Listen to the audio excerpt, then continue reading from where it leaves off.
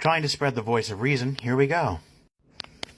At this controversial game called No Mercy, a 3D adult visual novel game. The premise involves you doing non-consensual activities to your mom or stepmom, whatever you like her role to be. You can also bang a couple more characters in the game, including your mom's sister and your friend's mom. Also, one chick you met on the street. The outrage comes from the fact that the game is titled No Mercy, and you're supposed to give no mercy to these women. The game is taken off of Steam at the time of writing, and it's banned in UK, Canada, and Australia.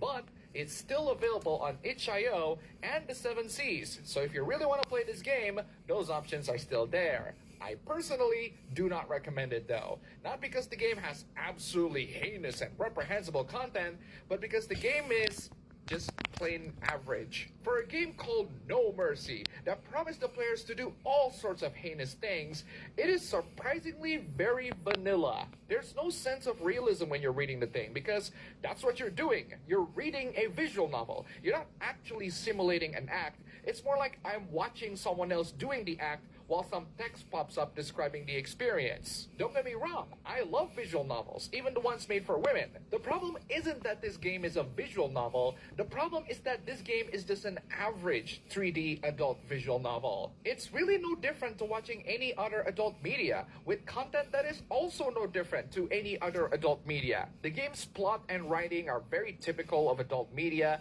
the characters act like they're in adult media, they look like actors from adult media, and they dress like they're in adult media. This is the game that got people outraged? This is the game that is worthy of getting banned in many different countries and taken off of Steam? Fate Stay Night is way edgier than this, and that's also on